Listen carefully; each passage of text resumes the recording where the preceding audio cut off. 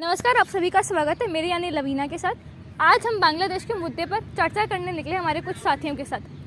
चलिए चलते हैं। तो आज सबसे पहले हम हमारे साथियों से आपका इंट्रोडक्शन कराते हैं। नमस्ते जी, मैं अजीत। अभी हम पत्रिका गेट पर बैठे हैं। आचार्य जी का बुक स्टॉल लगाया था। तो मुद्दा बताइए क्या। आज हम बांग्लादेश के मुद्दे पर चर्चा करने निकले, तो आप उससे क्या समझते हैं, पहले तो ये बता दीजिए। मैं समझता हूँ कि ये 1972 में एक जो कानून आया था कि जो स्वतंत्रता सेनानी हैं उनको विशेष अधिकार दिए जाएं, उनके परिवार वालों को। तो जो कानून लागू किया था उसमें कि 30% उनको आरक्षण दिया जाएगा। अब वो चला था। उसके बाद में 2018 में सरकार ने किया था कि ये जो कानून है इसको हटाकर वो जनरलाइज करेंगे, ताकि जो सिलेक्शन ले वो योग्यता के बेस पर हो।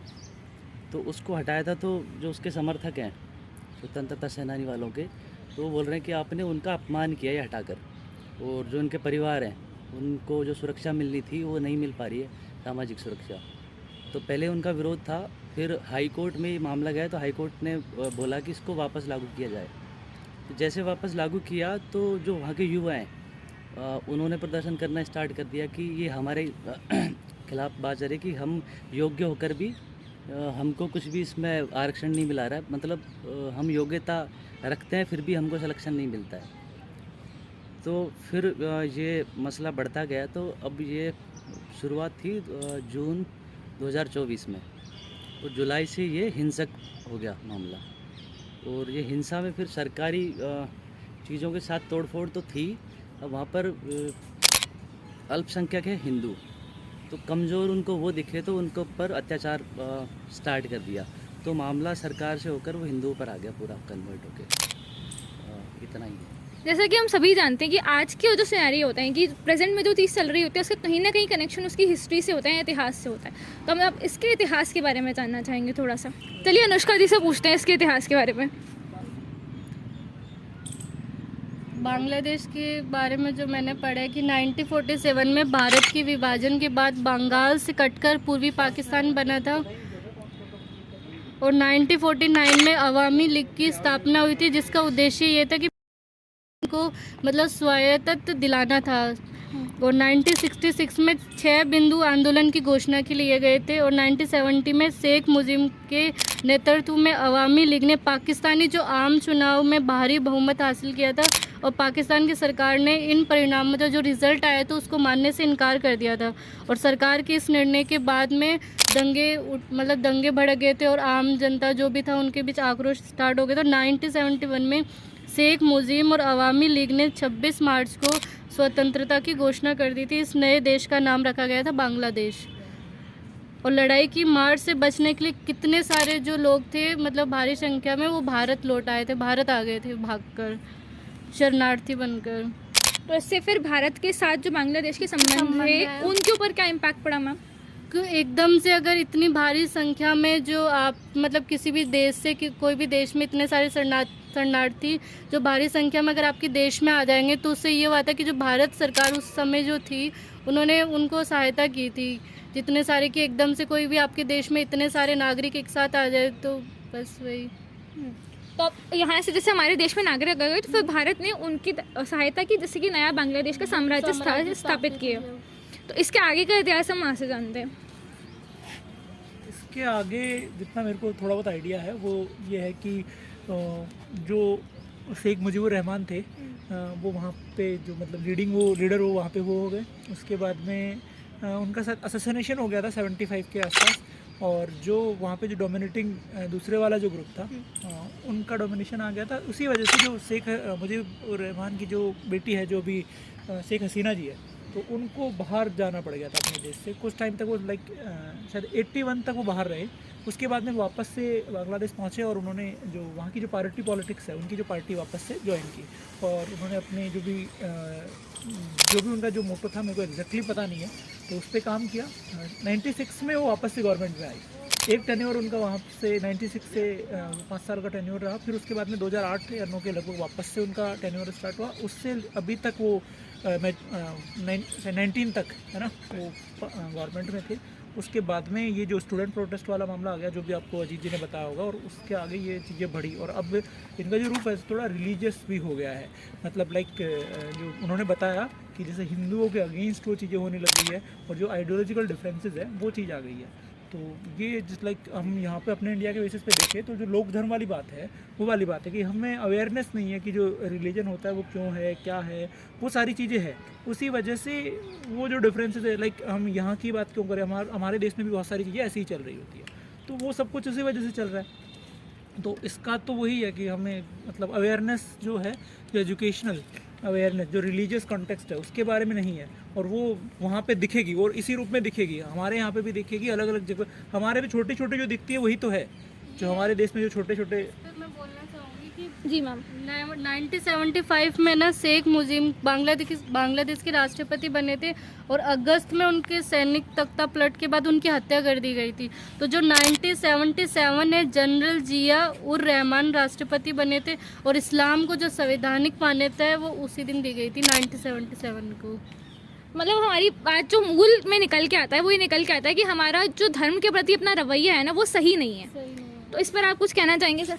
हाँ बिल्कुल, फैक्ट्स तो आप लोगों ने जैसा कि रख ही दिया है। मैं इसमें जो आचार्य जी की शिक्षाएं हैं उसके बेसिस पे कुछ कहना चाहता हूँ। उसमें यह है कि जो जैसा आचार्य जी बोलते हैं कि आज का जो शोषित है वो कल का शोषक बनेगा। तो बांग्लादेश जिस आधार पे बना था कि भाई पाकिस्तान के द्वारा उनका शोषण किया जा रहा था, तो अब वही काम बांग्लादेश में आज हिंदुओं के साथ हो रहा है। कल वो बांग्लादेश इसी बेसिस पे बना था कि भाई पाकिस्तान वाले उनका शोषण करते थे, उनको अलग मानते थे। वही काम अब हिंदुओं के साथ बांग्लादेश में हो रहा है। मतलब आपको कहने का मतलब है कि अगर जो शोषक है वो बाद में जाके शोषक बन जाएगा। हाँ, ये इसका जो मूल में समस्या निकल के आती है वो तो यही निकल के आती है ना भाई कि हमारा धर्म के प्रति अपना रवैया सही नहीं है। तो क्या इसके कुछ समाधान हो सकते हैं कि अपना धर्म के प्रति रवैया सही कैसे किया जा सकता है? धर्म के बारे में जो मूलभूत जो बातें हैं, मतलब जो परिभाषाएं हैं, वो हमने हमारी मतलब जो रोज़मर्रा की चीज़ें होती हैं उनके हिसाब से ले ली हैं। कि हम खाना खा लेते हैं और कह देते हैं कि भाई ये हमने ये वाला खाना आज ये वाले भगवान के नाम पे या फिर इसलिए खा लिया है मैंने। तो मतलब धर्म की जो मूलभूत परिभाषाएं हैं वो हमारी बिल्कुल ख़राब हैं, और हम जो भी कर रहे होते हैं, चाहे वो अच्छा हो बुरा हो, हमने उस पर पूरा कुछ देखा है नहीं है क्या है, बस ऐसे सुना सुनी में कर लिया है और उसे हम धर्म का नाम दे देते हैं। तो उससे ये होता है कि जो मूल धर्म की जो बातें हैं, उपनिषद की जो बातें हैं, या फिर अन्य भी धर्मों के जो मूल ग्रंथ हैं, उनकी बातों का बिल्कुल गलत अर्थ हो गया उनका। तो उस वजह से जो सारा जो हमारे भीतर का जो जंगल है वो हम उसको धर्म के नाम पे लपेट देते हैं सारा। भाई हम ये कर रहे हैं, चाहे हम मांस खा रहे हैं, चाहे जो भी हम कर रहे हैं, तो हम उसको बोल देते हैं कि हम धर्म के नाम पे कर रहे हैं। तो उसी से संबंधित फिर शिक्षा भी है। तो उसमें शिक्षा में भी हमने भेद चला रखे हैं कि लड़का है तो वो इतना पढ़ेगा और महिला है तो यहाँ तक पढ़ेंगी, और पूरा सारा कुछ कर रहे हैं। और उसमें यही बोल रहे हैं कि आपके लिए सबसे ऊंचा, अगर महिला के लिए है तो सबसे ऊंचा काम बस यही है कि आप शादी करें और आप बच्चे पैदा करें बस। थोड़ा मैं कि जो भी है ना, जिसमें ये है कि जो धर्म है, जो भी हम मानते हैं, उसमें सब कुछ बाहर का हो गया। ठीक है, जैसे आप जिस एक तथाकथित धर्म की, या कुछ धर्म ऐसे है जिसमें ये बात होती है कि बाहर ही बाहर है सब कुछ। ठीक है, मतलब भगवान भी बाहर ही है, सब कुछ बाहर है, वो सब कुछ कुछ कहीं हवा में उड़ रहा है। ठीक है, कहाँ ही हवा पे उड़ रहा है। तो वो तरीका हमने अपना रखा है, अधिकतर जगह पे हमने ये देख रखा है। अब जैसे हम अध्यात्म में हमारे सनातन धर्म की बात करें, उसमें चीज़ जो आ रही है ना वो इंटरनल है। ठीक है, आप अंदर कैसे पहुँचते हो, आपके अंदर क्या चल रहा है, जब तक वो नहीं देख पाएंगे तो यही होगा। बहुत ऑब्वियस है कि यही होगा जो आज बांग्लादेश में हो रहा है, कल इंडिया में हो सकता है, वहाँ पे इजराइल में भी कुछ ऐसा ही हो रहा है। ठीक है, उसके आसपास का जो एरिया है वहाँ पे भी यही हो रहा है कि बाहर कुछ है। ठीक है, और बाहर कुछ है, उसने कुछ नियम दे दिए, कुछ मान्यताएं दे दी, तो उसको हम पकड़ के बैठ जाते हैं फिर हम। और हमारे साथ भी हो रहा है ये। ठीक है, हमने भी मतलब जो उसका जो सिद्धांत था उसको नहीं समझा है। ठीक है, उसने जो मान्यताएं दे दी, लाइक होती है, मान्यताएं भी होती है, पर उसके पीछे का जो रूट है वो अगर हमें नहीं पता और हम उसको फॉलो किए जा रहे हैं तो वो हमें और हमारे आसपास का जो भी एटमॉस्फेयर है उन दोनों को डिस्ट्रॉय करेगा ही। वो हमें अलग अलग जगह दिख रहा हम है। अपने भीतर के पशु से जब तक आज़ाद नहीं होंगे, जब तक हम अपने भीतर के पशु से आज़ाद नहीं होंगे, हम बाहर के जितने भी लोग हैं, चाहे वो पशु है बेजुबान, हम सब पे अत्याचार करेंगे, क्योंकि हम अपने भीतर के पशु से मुक्त नहीं है। तो बात वही है कि जब तक हम अंदर से सही नहीं है, बाहर गड़बड़ ही करेंगे सारी। तो धर्म के नाम पे भी जो हो रहा है, वो हिंसा जो सारी हो रही है, वो यहीं से हो रही है कि हम अंदर से सही नहीं, इसलिए हम बाहर सारा कुछ यही कर रहे हैं। आप भी कुछ कहना चाहेंगे सर? इसमें मुख्य बात अहंकार की है। पहले तो एक्चुअली धर्म वाली कोई बात ही नहीं थी। जब बांग्लादेश बना था तब तो दोनों पक्ष मुस्लिम ही थे। पाकिस्तान में भी मतलब पाकिस्तान से ही बांग्लादेश अलग हुआ था तो सभी लोग मुस्लिम ही थे वहाँ। तो खाली भाषा का आधार लिया उन्होंने, अब उन्होंने धर्म का आधार ले लिया। तो व्यक्ति अपने से मतलब स्वयं को अलग मान रहा है, सामने वाले को अलग मान रहा है। बात तो यहाँ आ रही है, तो सारा विवाद तो वहाँ हो रहा है। जहाँ हम किसी को अलग मानना शुरू कर देंगे, विवाद वहीं से सारा शुरू हो जाता है। हम्म, एक बात और ऐड करूँगा इसमें कि जो आप मानोगे खुद को तो फिर वही सब कुछ वही फलित होगा। आपने अपने आप को पुरुष मान लिया तो स्त्री के साथ आप अन्याय करोगे। जीव मानोगे, केवल सॉरी इंसान मान लिया और विशेष धर्म का इंसान मान लिया तो बाकी आपके लिए अलग हो गए। ठीक है, अब इंसान तो हम मान ही नहीं रहे, हम पुरुष मानते हैं। कभी कुछ कोई और किसी चीज़ पे पहुंच जाते हैं, हाँ उसका लेवल जाति से संबंधित कर देते हैं। फिर जीव पे पहुंचेंगे तब बाकी जीवों को भी समझेंगे। हम तो बहुत ऊपर एक मान्यता हमारी, और बाकी हमारे धर्म जो हिंदुओं का जो सनातन धर्म है, जो अध्यात्म है, जो वेद है, जो उपनिषद है, उसमें ऐसा नहीं है। हमने अब जो पकड़ रखा है वो मान्यता वाला पकड़ लिया है सब कुछ। बिल्कुल जो कचरा कचरा था उसको पकड़ बैठ गए। ठीक है, और जो साफ था उसको तो हम बात ही नहीं करते उस बारे में। तो हम भी ज़्यादा दूर नहीं है उस सबसे, हम भी पास ही बैठे हैं। बाहर आप लोगों का कहने का मतलब इतनी देर से यही है कि हम बाहर और अंदर को डिफरेंशिएट कर सकते हैं। हाँ, तो उस पर भेद क्यों है? हम ऐसा सोच सकते हैं कि उस पर भेद क्यों इकट्ठा करा जा रहा है? मैम, भीतरी जगत तो बाहरी जगत जगत का की भेद बात- क्यों है? वो इसलिए क्योंकि हमारा जो अहंकार होता है, मतलब अहम जो हमारे अंदर बैठा है, हमें लगता है कि वो उसको लगता है कुछ विशेष चाहिए, उसको विशेष बनना है, विशेष लगना है। तो उससे जो उसके अलग अनुसार जो भी चीज़ें अलग नज़र आती है तो वो उनके साथ अत्याचार करता है या उनमें ना अलग भेद करना स्टार्ट करता है, क्योंकि उसको अहंकार को ऐसा लगता है कि मैं अलग हूँ। तो हमारा भीतरी जगत जो होता है, मतलब ऐसा है कि हमें ऐसा लगता है कि मतलब मैं विशेष हूँ और बाकी जो चीज़ें अलग है। तो जो भी मुझे अलग लगेगा, चाहे वो मेरे धर्म का नहीं है, मेरे जाति का नहीं है, मेरे लिंग का नहीं है, जैसे मैं देह से स्त्री हूँ तो मुझे ऐसा लगेगा जो पुरुष है तो वो सही नहीं है, और जो जाति मेरी जाति का नहीं है तो वो उस पर मैं जितने भी है कि जाति या धर्म या जो देह से जो भी हो गई तो मैं उसको अलग मानूंगी तो मैं अत्याचार करूँगी, क्योंकि मुझे लगता है मैं विशेष हूँ और बाकी सब नहीं है। अहंकार को ये चीज़ है। तो अब हम ये जान सकते हैं कि जब यहाँ पर बात अहंकार की हुई तो अहंकार निर्मित किन किन चीज़ों से होता है सर? अहंकार तो कुछ भी टॉपिक पकड़ लेता है, उसको निर्मित होने के लिए कोई विशेष टॉपिक के तो कोई भी विषय जो उसके अभी सामने दिख रहा है मुझे, मैं किसी भी चीज़ से जुड़ सकता हूँ। पूछना चाहते हैं आपसे कि बस मूल मुद्दा तो हमारे पास ये आ गया कि अहंकार है। तो अब अहंकार क्यों ऐसी चीज़ों को बार बार बाहर की चीज़ों को पकड़ लेता है?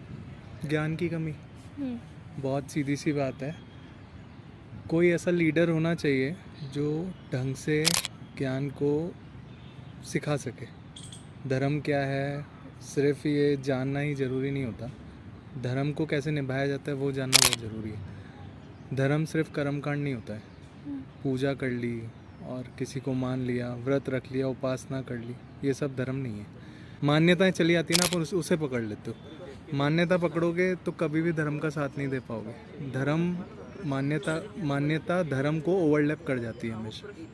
यही बात है, एक लीडर ऐसा होना चाहिए जो धर्म को अच्छे से समझा सके। उसमें इतना ही कहना, बांग्लादेश भी इसी वजह से पिछड़ रहा है, वो इसी वजह से मुसीबत में है। उसके पास कोई ऐसा लीडर नहीं है जो उसे सच्चा ज्ञान दे सके या सच्चा धर्म क्या है उसके बारे में बता सके। इतनी सी बात है। Thank you sir.